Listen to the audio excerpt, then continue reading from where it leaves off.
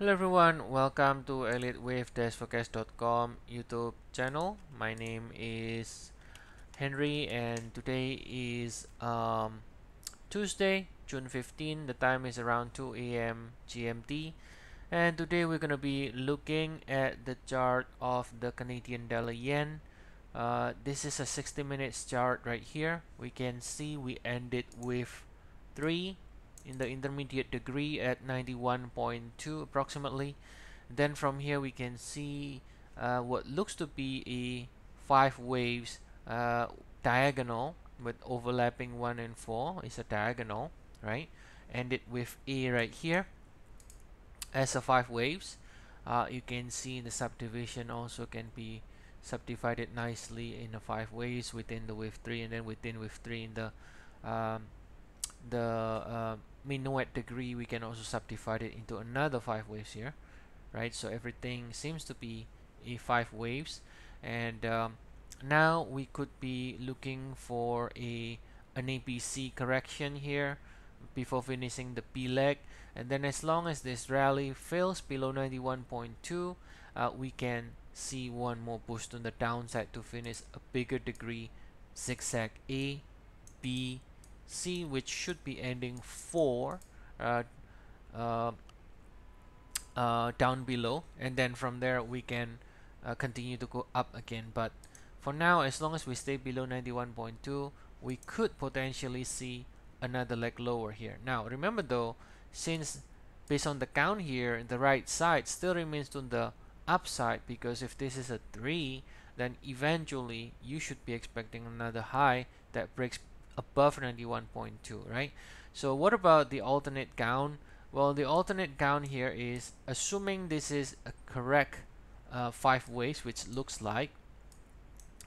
Now the question is it possible that we don't see another leg lower even if we see a 5 waves down from this peak, right? So this is what usually when wavers starting to learn Elliott wave, they always under the belief that if you see a 5 waves, you always get another extension again to the same direction of that 5 waves. Now it's not always the case. Now if we take a look here, zooming out, let's take a look at the 4-hour chart. Now this is empty charts. I put down only the sim label 1 2 3 4 5 here, right? So let's put it here in the 4-hour chart to give you an idea. So basically what we are looking at here according to the 1-hour chart is a bigger ABC. So we should be looking for B in the form of a zigzag like this, and then C, right? Then after we finish this ABC, then we'll finish the 4 here, and then eventually we go up again. So based on this, you know the higher degree still remains bullish overall, right? Since the count here is giving you the idea what the right side is in the higher degree, right? Now so you can see if you zoom out, we continue to make a higher high since March 2020, right? So that's why you need to be careful whenever you want to be bearish on something that continues to make a higher high for more than a year, right? Now in this case, assuming this 5 ways is correct, right, there is always a way to make it so that we don't need another leg lower. For example, one way to do it is doing a flat. So you could be doing a flat from here or doing a flat from here. It doesn't matter. So if I do a flat, I will look something like this. It will look something like this, right? So you got A, B, and then you got a C leg, which is ending here as a running flat, let's say.